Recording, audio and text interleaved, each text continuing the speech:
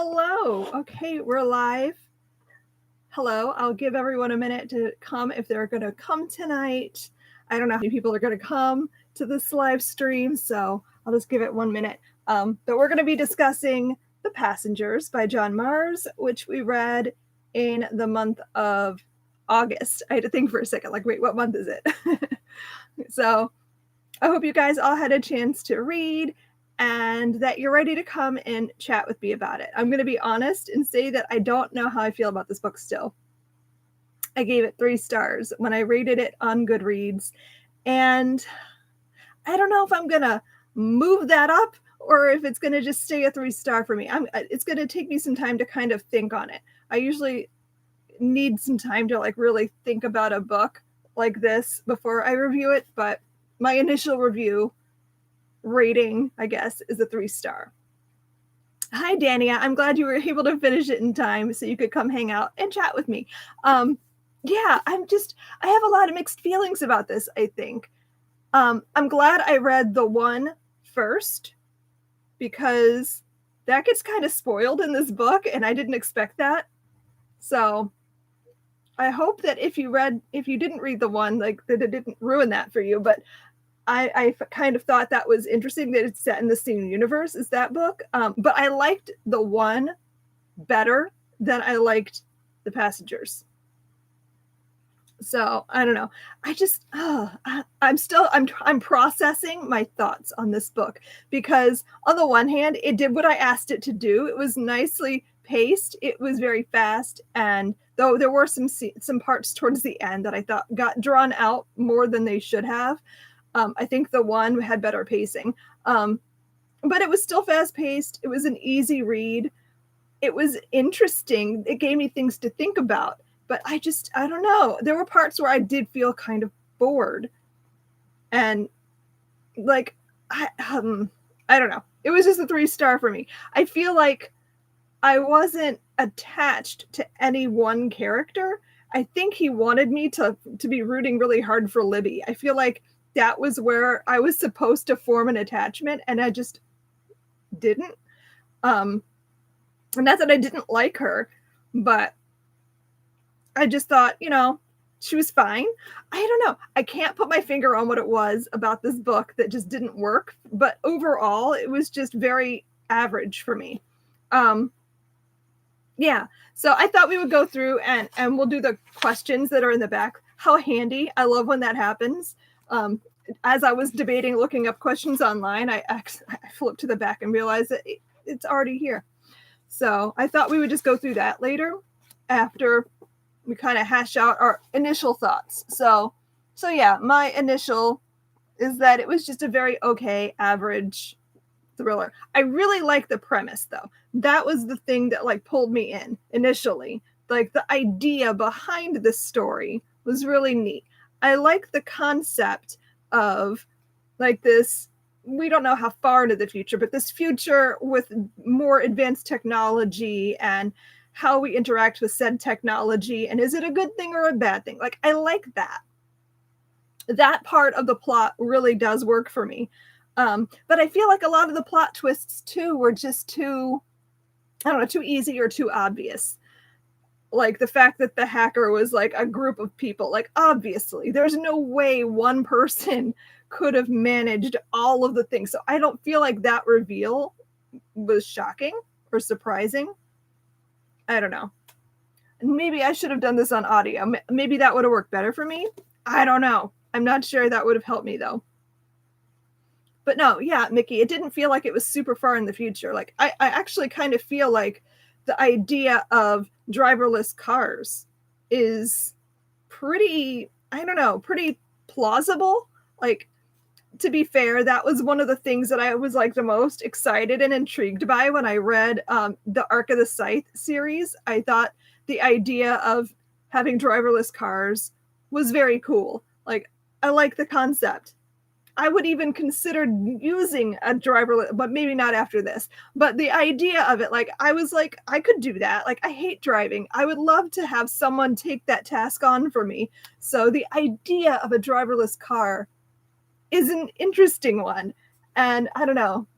this kind of made me rethink, would I really want to use a driverless car? I don't know. I still kind of like the idea just because I don't like driving. And so this would be great in those kind of scenarios, because I don't trust things like Uber and Lyft. If I don't know you, I'm not getting in your car. So the idea there is an interesting one. There was a movie too. What was it called? Oh, now I can't think of the name of it. I want to say Upgrade. Something like Upgrade. Has anyone seen that? It was in the future, and they also had driverless cars and a driverless car that gets hacked. And that's not what the movie's about specifically, but that's what this made me think of. Yeah, Danny, too. I agree with that. Yeah, the idea of giving up my control to some machine who might have my best interest at heart, but not really, because it's a machine. Like, it can't. So, I don't know. The concept of this story was very interesting to me. And it's really ultimately what drew me to read this and to want to do it as a book club, because I read the one last year, I think. And it pulled me out of a reading slump. It was great. I thought it was a lot of fun. And I wanted to read something else by him. I don't know if I'm going to read anything else by John Marrs after this. I feel like maybe the one was the peak, and I'm not going to like anything else. But yeah, I think I just expected more from this based on the one. And I just thought it was going to do more or be more like edge of my seat plot twists on every corner. I don't know. I thought there would be more. I don't know. I feel like I saw a lot of the plot twists coming, or if I didn't see the exact thing that happened, I felt that it was kind of obvious that that's where it was going to go. Yeah, Alicia, I also kind of thought it was disappointing that the two people of color died like right away. I felt really bad. Maybe that was the one character I did get attached to. What was her name? Shabana? I'm not sure how you say her name. The one that couldn't speak English and didn't really understand what was happening to her. And she was trying to leave her abusive husband. I was so upset that she was killed like almost immediately. I don't know. That was bothersome to me, that she got taken out so quickly. So yeah, I don't know. Let's go ahead and jump into the questions and see, because there's some questions here that I think are going to spur on some conversation. So the first one asks us which passenger we were rooting for and how did your opinion change throughout the course of the book. Honestly, no, I didn't root for any one character. I feel like while we got to know enough to understand their plot and their story, I don't think we got enough information and character development and all of that to like have an attachment to anybody. I don't know. I usually attach myself to a character pretty quickly in a book. Like I usually find myself caring, but I don't know. I kind of feel like I expected more characters to die, so maybe I just wasn't. I was rooting for Claire's unborn baby. I'll give you that. But I don't know. I don't know. Let's see. Did they change the course of the book? I think some characters definitely got more unlikable. I don't know. I feel like Sam, was it Sam? Yeah, Sam was the husband with two wives. I felt that might be the most unrealistic storyline in the whole thing. And I'm not saying that I think like polyamorous relationships can't work. I think they can. I think what he was doing in this story was so like bizarre. How did he pull that off? I don't know. The fact that he named the children the same was the most insane idea. That was just like so bonkers to me. Like the fact that he was able to maintain two entire households. He was covering, how did he manage health insurance for both families? How did he pull this off? Like it made no sense to me. Like that's so unrealistic in my mind that he would be able to do that. I don't know. which of the passengers or jurors did you relate to the most and why?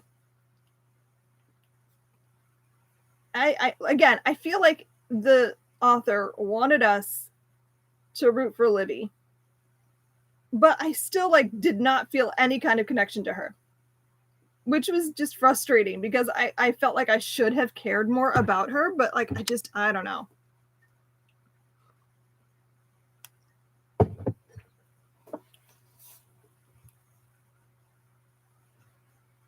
Yeah, Claire was probably, I agree, Dania, she was the only redeemable passenger, but then all the stuff at the end with her milking it, I don't know how I felt about that. Part of me was like, of course, get it.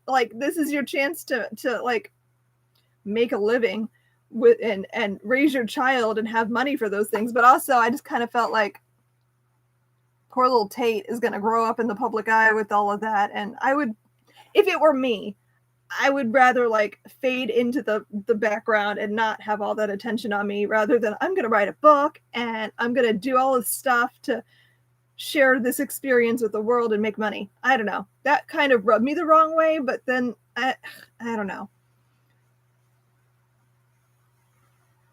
I agree, Mickey. The social media aspect of the story was interesting.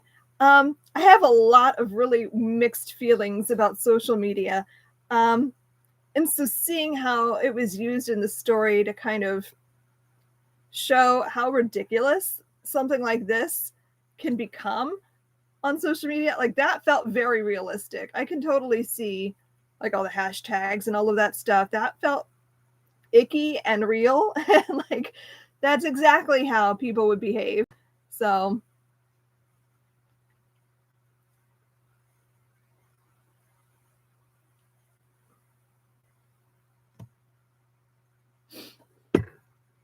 Mickey says, how did the guy plan Claire and not knowing when Hubs would die?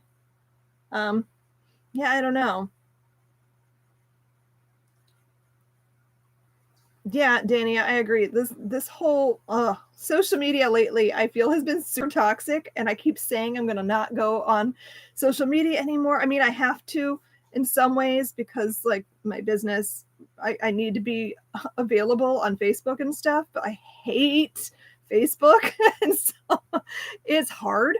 And I definitely feel like Twitter is just super toxic. And I almost feel like Instagram is becoming toxic too, which is depressing because Instagram was my happy social media. But even that, I don't know. It's been a lot. So the social media aspect of the story was realistic, I feel. Let's see. Was Sam correct in believing that he had just as much of a right to be saved as his wife Heidi? Should the father of a child be treated the same as the mother? Yes, but also I kind of hated Sam and felt that whole storyline was just insanity. And I don't know. I feel like I said, it's super unrealistic in my mind. I don't know. Maybe you guys could visualize it better, but the idea of having two separate families was just so weird to me. And then the hiding of it more so, and I don't know how a person can pull that off as long as he did. But yeah, I agree. A husband or a father rather should have a right to survive and be there for his kids. But Sam, no, I didn't. I mean, I understand his other wife was ill and maybe needed him regardless, but I kind of hope that she gets better and leaves him, because what? That whole thing was just, no, I didn't like that. No, thank you. Which character had the biggest journey in The Passengers and why? I kind of feel like Libby had the most growth overall, even though she didn't really have a lot of growth overall. But I think overall this is my problem with the story. The more I'm talking it out, I just feel like none of these characters had a chance to grow over the course of the story at all. Everyone kind of stayed where they were, as their secrets were exposed and whatnot. And I just like, I don't know. Yeah, okay, you're right, Danny. Heidi did like let her anger at her husband go. And so maybe she had some growth, but nobody else did. Like, I didn't feel like anyone else really changed, or I don't know.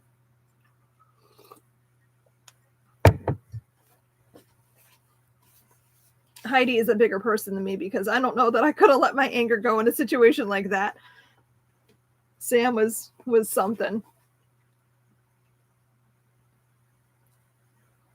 Okay, number 5 is Libby put herself in grave danger by agreeing to meet with Jude one last time. What do you think of that decision? And would you have done the same? Okay, before we talk about that, we have to discuss the end of this book, because I don't know how I feel about how the story ends. I feel like it should have just ended with like the end of the actual event, and maybe like a quick epilogue wrap up. I just felt like this went on more than it should have. Like, I didn't need the 2 years later. I almost didn't even need the meeting between Libby and Jude. I mean, I guess we needed some closure with that whole situation with him just disappearing. Although, honestly, I would have been cool with it just being a mystery. Like, what? Why? What happened? No one knows. I just felt like there was too much left. Like, there was so much story, and I just wanted it to be done. It just felt unnecessary, and like, what are we doing? Like, the whole thing with, what was his name? Jack? I can't remember him. Like, why did we need to know this? The Jack part was just like, of course he was in on all of that stuff. Of course he knew. Like, I knew that stuff without him having to tell me. This was like a show don't tell situation. And it got told for no reason. Like, I didn't need that, and I kind of was annoyed that there was still story after a certain point. Just wanted it to end. So yeah, but the actual like event of the whole thing, the crashes and all of that, like, I kind of I don't know. Part of me knew that none of these people were going to die in this crash. Like, the way they just kept building to it and making them vote, and like, they'd already killed the people who I feel like he didn't have enough story for. So like, the people who die like early on, after that, I'm like, all these characters are probably going to survive somehow. They're going to do something. So the fact that they weren't the ones that died wasn't the plot twist that I think he was going for, at least for me.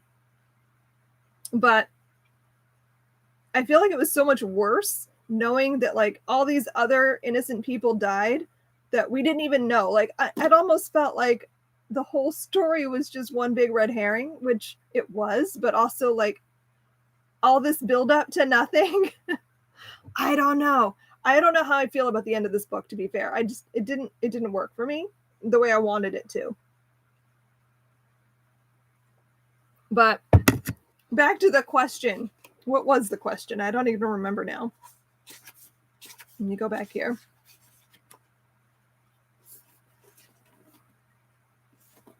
So, oh yeah, Libby putting herself in danger to agree to meet with Jude. Obviously, she was going to do that. How could you not? This giant mystery, this person that you thought you were in love with, like, of course she's going to go and meet him. Like, that was fairly obvious that she would. I don't know if I didn't even feel like she was in danger until like the very last moment. I don't know. That whole situation was just super weird and uncomfortable, but I still like, I had no emotional attachment to anybody. And that really just like kind of threw the whole book for me, to not have anyone to root for or care about. I don't know. But I think that the author wanted that whole scenario, like it was a conglomerate of hackers and we're everywhere. And I think he wanted that to be a big reveal. And to me, it wasn't, because it would have been far more unrealistic to me if it was just this one guy just getting his revenge. Of course, it would have to be like this huge group of people. I do kind of wonder, like, how many people. I don't know. This was like a really ridiculous, crazy story that just didn't work for me because I didn't like anybody. I don't know. Which passengers' behaviors angered you the most, and which did you approve of? I guess the one that angered me the most, besides Sam and his two wives, I had a lot of mixed feelings and like disgust at, oh, what was her name? The actress lady. Now I can't. Sophia? Is that her name? Sophia, something like that. What was your name? Sophia. Yeah. Oh, I didn't like her at all, but then I often find myself not really liking like the famous actress type characters because they just tend to be the kind of people that you don't like overall. I think the exception to this rule was the 7 Wives of Evelyn Hugo. I found her likable, but usually I'm not a fan of like reading about celebrities because they tend to be unlikable people. The fact that she just let that happen, like that made me very upset and kind of disgusted with her. So yeah, didn't like her, didn't feel any kind of sad at her death. The whole thing with her husband was just very gross, and like I don't know how you can stay with a person like that knowing what you know. No. So hated her. that was the strongest emotion I felt towards any character in this book, I guess. Super disgusted. Not surprised that she killed herself either, because what else was she going to do? No matter what happened there, she was going to have a terrible time afterwards. So, yeah, didn't like that. And which did I approve of? What character did I approve of? Probably Heidi. I wouldn't say that I disagreed with her revenge tactic at all. And the fact that she was able to let go of her anger by the end, I would say is probably the one that I approved of the most.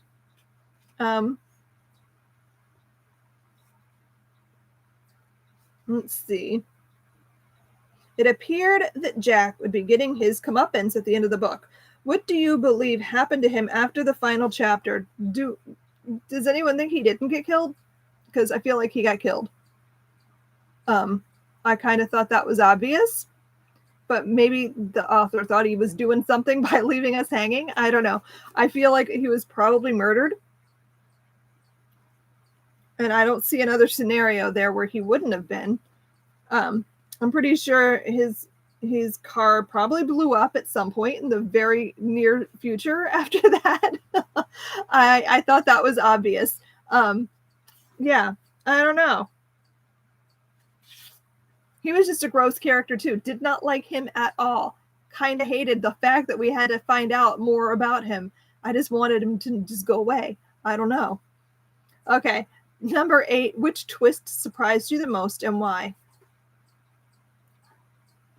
I don't know, because I think that's one of the things that disappointed me about this book was that there were no twists that really like blew my mind or surprised me.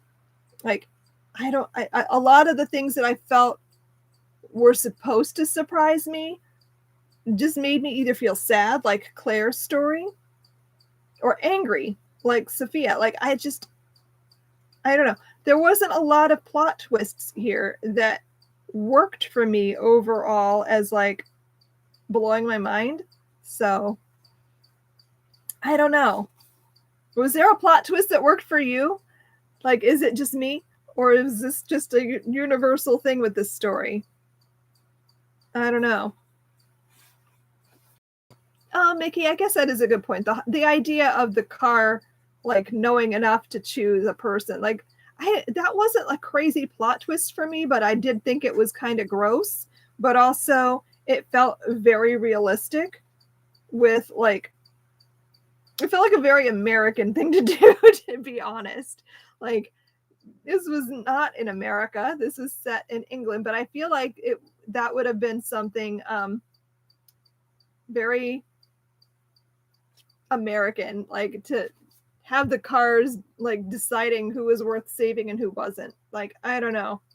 It was kind of gross and I hated that, but also it felt pretty realistic, sadly. God, I hate our world. That I would sit here and go, yeah, that's possible. How gross is that? Anyway.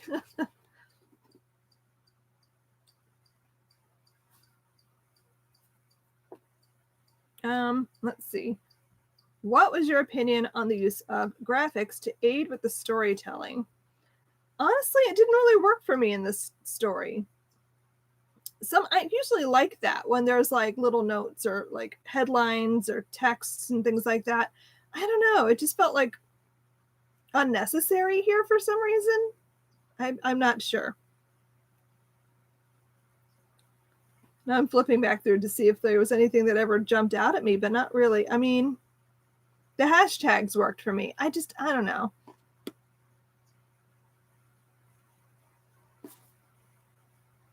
Yeah, I agree, Britt.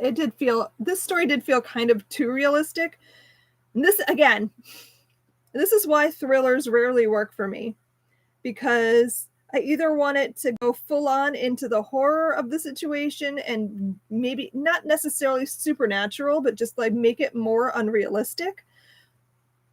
And they never do that. This felt too real, too plausible, I guess, which I don't know.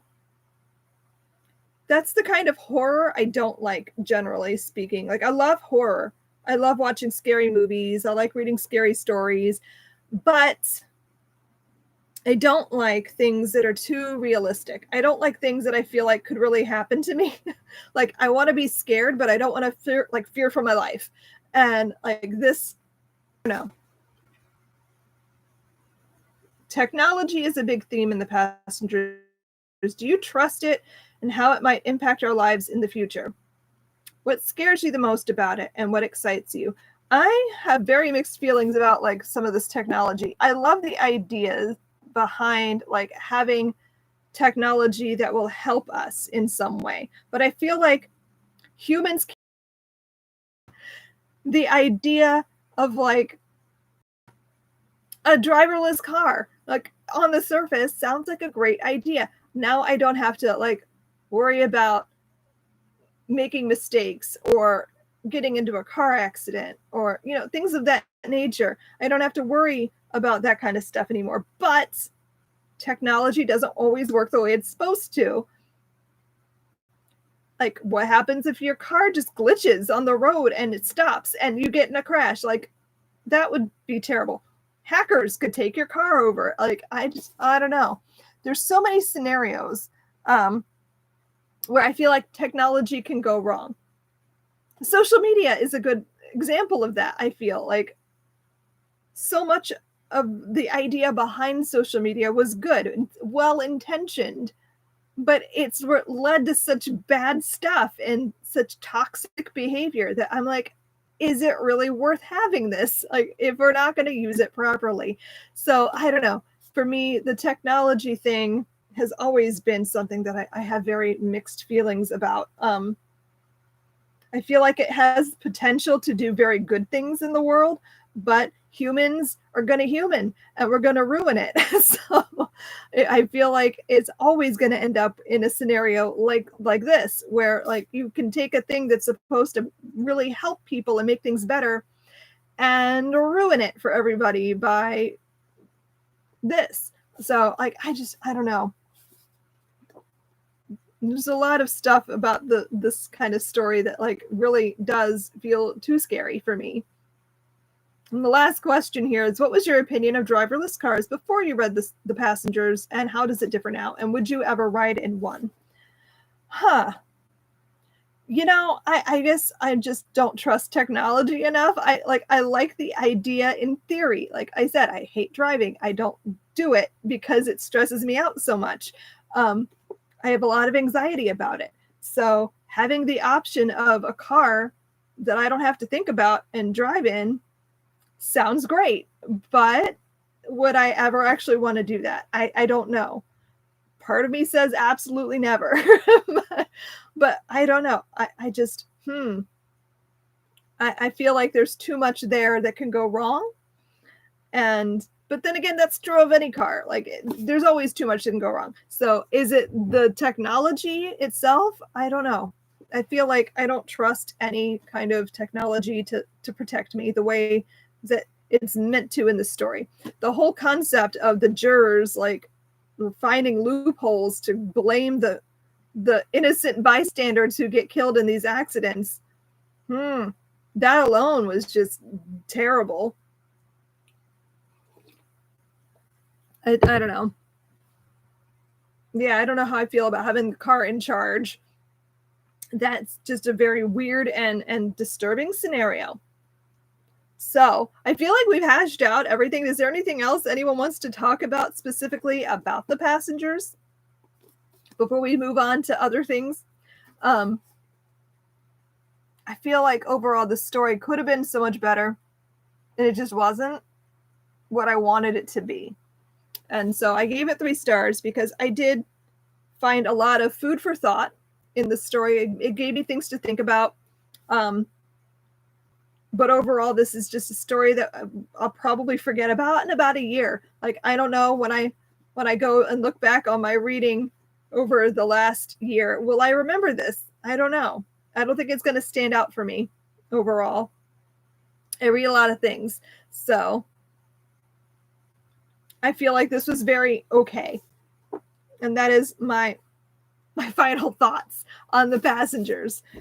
So it is now September, and we are going to be reading The Final Girl Support Group by Grady Hendrix this month. I am super excited for this. Love Grady Hendrix, love his writing. Really hope this is great because I need like a really great spooky something, because I'm just so in the mood for all of the horror, all of the like autumn things. Like, it's September and I'm ready to dive into all of that. So this is usually when I start watching horror movies with my kids. Unfortunately, my 2 horror fans are in college and have left me to have no one to watch scary movies with. So I don't know what I'm going to do about that. I've been trying to decide if there's anything I can watch with my 12-year-old, because she does want to watch scary things. I'm just not sure she's really ready for that. So I'm trying to figure that out. But I'm excited to read The Final Girl Support Group with you guys. I've really liked everything I read by Grady Hendrix, so I can't wait to see what he does with this. Like I've said before, I grew up on literally, I've been watching slashers since I was like 5 or 6 years old. So love the whole thing. I love slashers. That's my favorite kind of horror. And I can't wait to see like what callbacks he has in here, because I know he's also a big fan of the slasher film, and I'm very excited to see what he does with that. And yeah, can't wait. So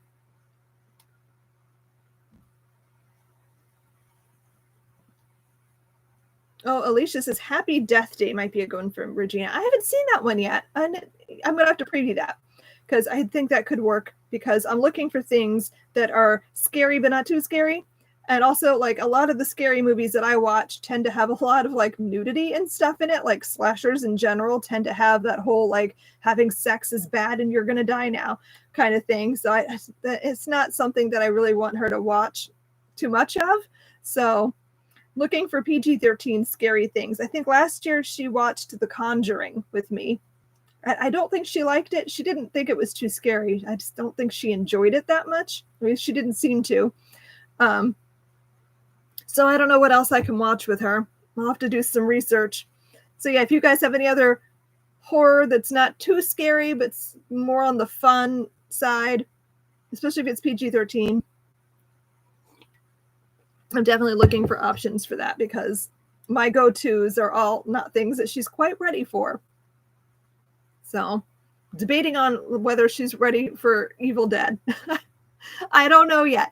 Like, My favorite scary movie ever of all time is Cabin in the Woods.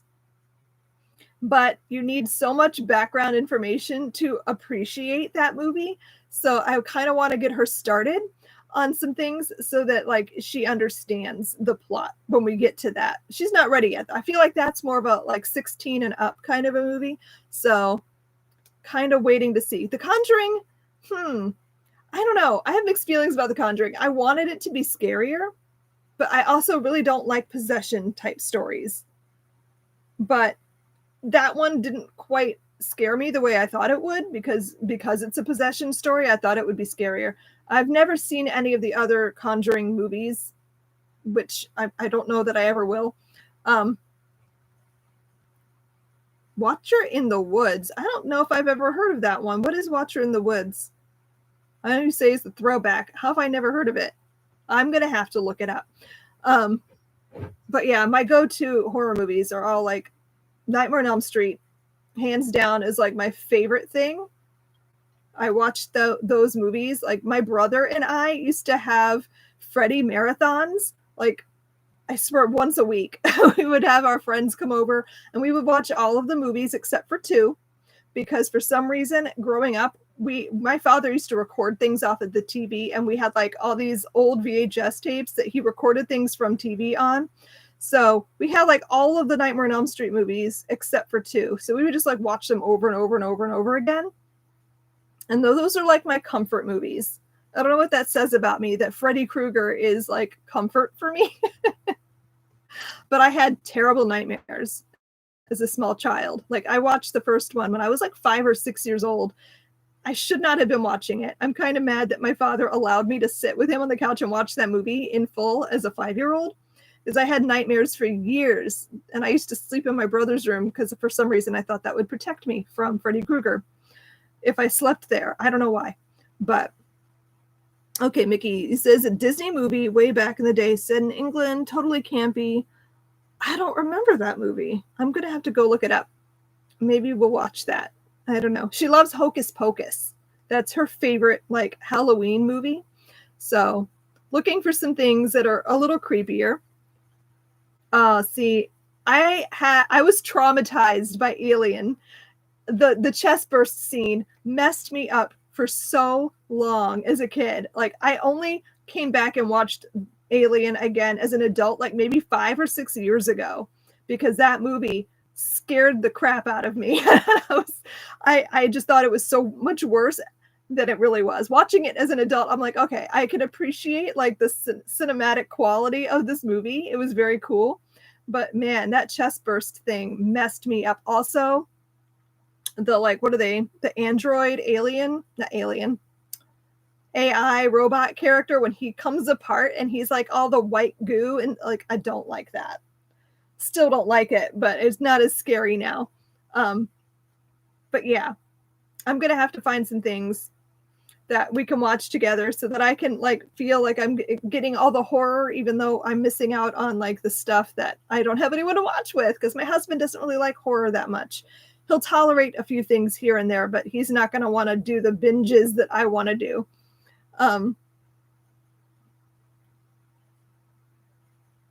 Yeah, I'm going to definitely go watch Happy Death Day and see if that's something that she can watch, because I definitely need to find some new things so that we're not just watching the same like 3 movies over and over until she's older.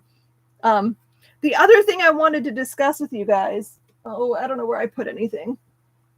Oh, here they are. For October, I'm probably going to do a poll on Instagram, but you guys can think about it right now. One of these books will be our October book. I can't decide which one. I really want to read both of them. I wanted something witchy, but not too scary, so that like more people can join in. If I don't know who is going to go deep into horror like I would normally do. So I'm looking for something more universal that's witchy and maybe has some creepy vibes, but isn't like horror. So I have these 2 books, both of which I really want to get to. I just can't decide which one I want to read more. So I'm probably going to put a poll up in the next couple of days on my Instagram, and we can vote and see which one people want to read more, and then that will be our October book. I'm thinking this year we're going to take November and December off completely. Like, I don't usually do a December book, but I think I might not do a November book either, because I just feel like I just don't have it in me to be on top of things this fall. Like, I don't know. Things are going to be chaotic. So I feel like maybe we'll just end our year with the October book. We'll do the live show at like early November, and then we'll come back in January. So yeah. Which one of these should we read? Because I want to read both of them, but I can't decide which one we should do for book club. So you guys think about it. I'm going to put up a poll in the next couple of days, and we can vote on that and decide. Yeah, but I'm just like, I'm feeling very burnt out this year. This year's been exhausting for me. I've been like pushing through, and I feel like I just want to just be done with a lot of things right now because I am exhausted. Ooh, Dania, suggestions for the reading challenge stories set underwater. I know, I'm kind of mad. That was Sarah's. Sarah wanted that one. She's always like, add something about fish because she thinks she's funny. And sure, but also, what are we going to read for that? So yeah, I'm going to agree with Into the Drowning Deep. Super good. Loved that book. Mira Grant is Shauna McGuire, by the way, if you didn't know that. And I love her writing so much. So I highly recommend Into the Drowning Deep. I also have, what is it called? I don't know where I put my bullet journal. I had it written down in mine. I want to say something like Song Below Water. It's a YA contemporary-ish kind of like story that has something to do with mermaids. I don't know. Sarah has it on her shelf, and I was going to borrow it and read it for that challenge because I've already read Into the Drowning Deep. And that's the only other book I could think of that had to do with like under the water. The other option you could go with, if you want something nonfiction for that challenge, is The Soul of the Octopus by Cy Montgomery, if you haven't read it yet, because that's fantastic. And there is scuba diving in it, so it does count for an under the water story. So those are all options that could work for that challenge. I'm not going to let Sarah do another one of those, though. She always wants to help pick challenges, but then she always puts in at least one impossible challenge for me. And I'm like, why have you done this? She's just trying to make my life hard. So I hope those all work for you, or at least one of them will. Yeah, I'm struggling to finish my challenge. I started out so good. I'm like more than halfway, but man, there's a bunch of things now that I'm just like, how am I going to find a book for this? Maybe I'll do a video sometime because I need to film some things anyway. And I'll ask you guys for recommendations for books for things I can't think of. Because there was a couple. I don't know where I put my bullet journal, or I'd go over it now. But I moved everything for this live show, and now I don't know where I put things. Oh, there it is. I see it. Hold on.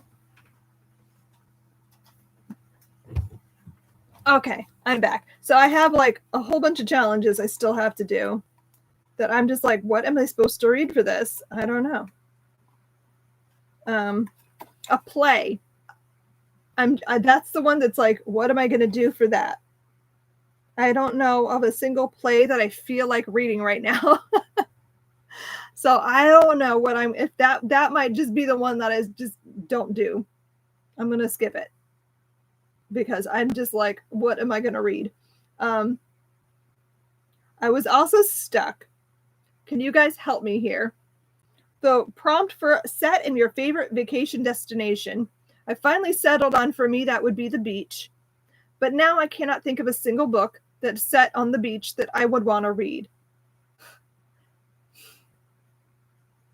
Amy, I've read The Crucible so many times that I'm just like, I don't want to read it again this year.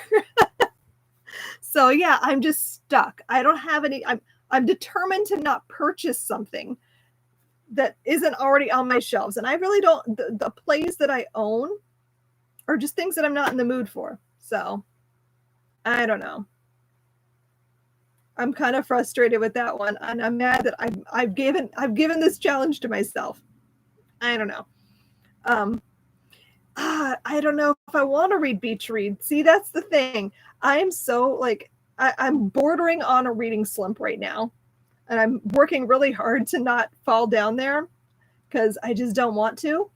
I have too many things that I want to read that I'm excited to read. And now I'm just like, I don't know if I own a single book that's set on the beach.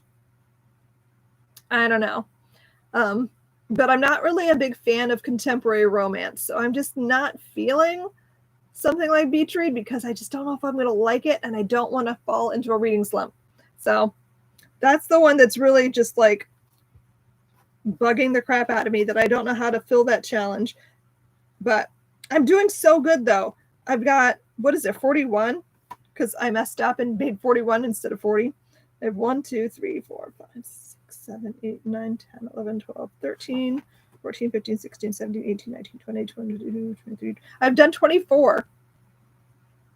Potentially 25, because I haven't decided if I like the book that I've got listed here as I did read. But I don't know. So, I do have Island of the Sea Women, Britt, and that is a book that I was very interested in. I just, for some reason, wasn't thinking beach when I was looking at it, but you're right. That is kind of set in a beachy area. Thank you. I'm going to make a note of that right now so I don't forget that could work for that prompt.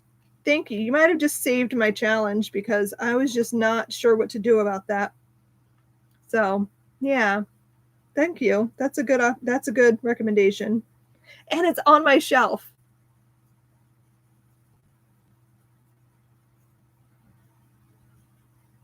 Always benefits me if I don't have to purchase it because I already have so many books.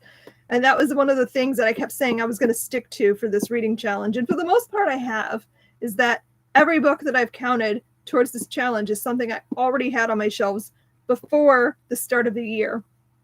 And I've been trying to stick to that. I think there's only one, and that's one that I've only got tentatively. Because see, what I've been doing here, I don't know if you guys can tell, is I pencil in a book. Like, you probably can't see that, but I pencil in if I think a book will fit, but I haven't read it yet. And then when I read it, I write it in marker and then put one of these little flag things on it. I don't know if you, one of these little flag stickers. And so there's a bunch of things here that I've got, like A Song Below Water for A Story Takes Place Under the Sea. A book about a game. I have Otherworld written there because it's a book on my shelf. So far, everything that I've counted towards the challenge is something I already owned. So I'm trying to stick to that.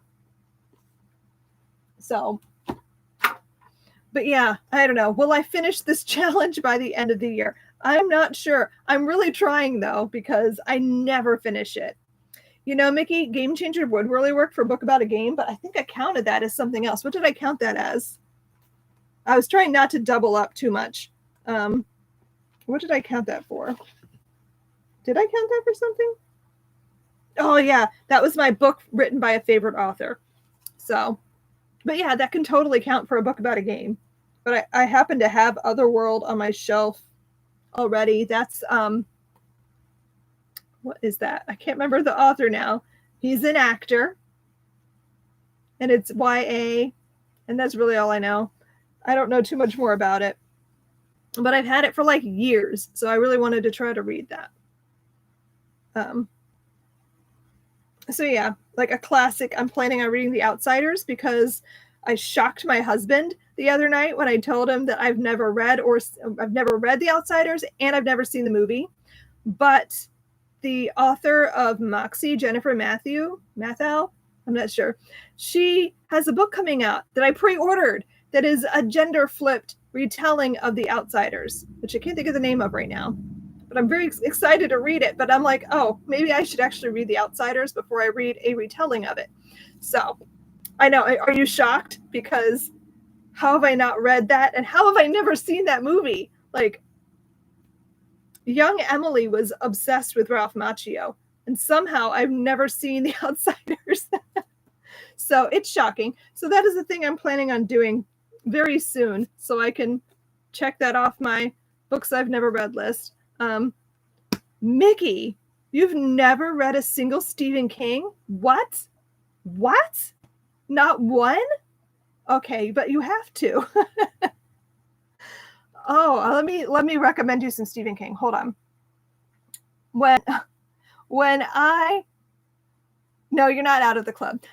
When I was helping Sarah pick a Stephen King to start with, she was probably 17 or 16. I can't remember now when she first read Stephen King. I recommended either Carrie or The Shining because I think both of those are very approachable and easy to read, but also really good writing and really good storytelling. I would not start with The Stand. The Stand is great and I love it, but it is a beast. That is a really big book. I mean, it's literally like, it's a behemoth. So that might be hard for a start, unless you're not scared of big books. If big books are exciting for you, go for it. But like, I wouldn't recommend it to you either, which is my favorite Stephen King, but it's so big that it can scare you away. So I would say The Shining is a really good place to start, or Carrie, because I feel like both of those are pretty quick reads, but also really, really good. So that's where Sarah started. I think she read The Shining first, and then she read Carrie. I don't remember if she read anything else after that. But Stephen King is great. I've done some videos. If you want some other recommendations on things to start, I've never read Misery, and it's happening. I'm going to read it probably either this month or next month, because I must read it. Like, I don't know why I just haven't. So I'm going to do that.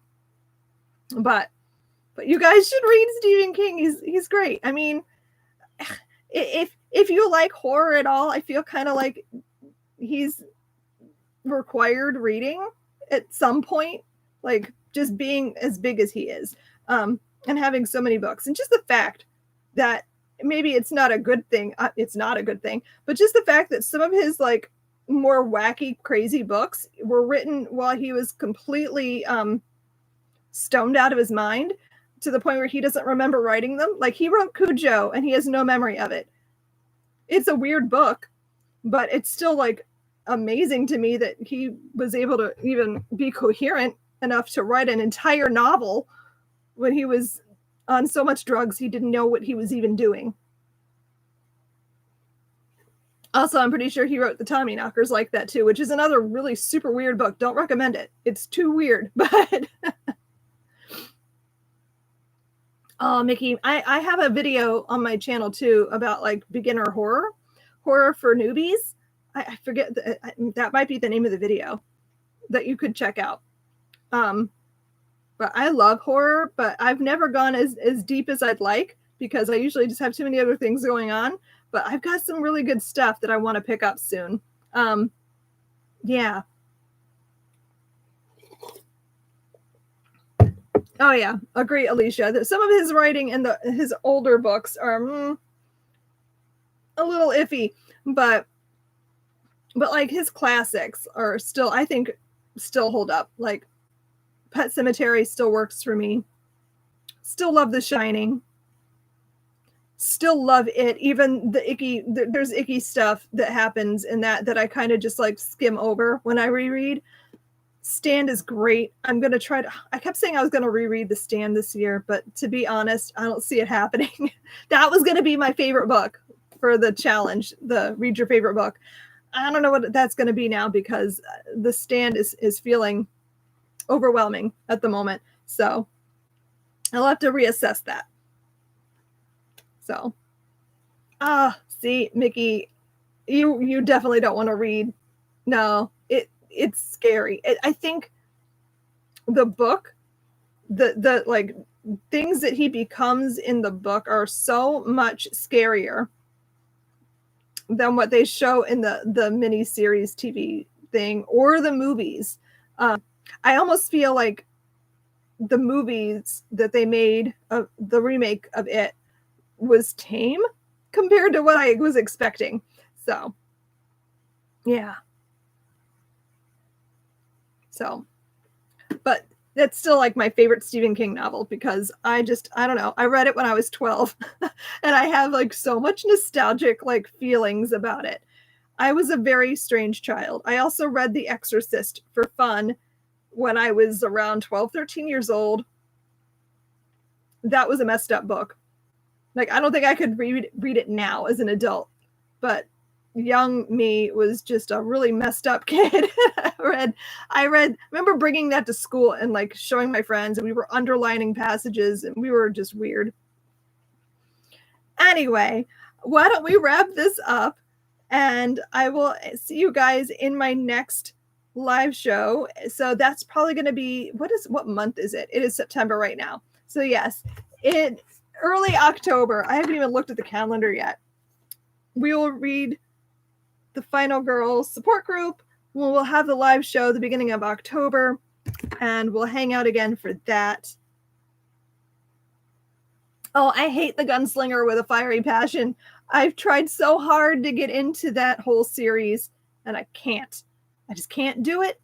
I don't know. I've only made it like 2.5 books into the whole Dark Tower thing, and I just can't do it. Can't. And it makes me cranky because I always hear people like raving about it, and I just can't do the Dark Tower series. I read The Gunslinger like 4 times because I took 4 different attempts to read that series, and I hate it with passion. Like, it makes me angry when I think about it.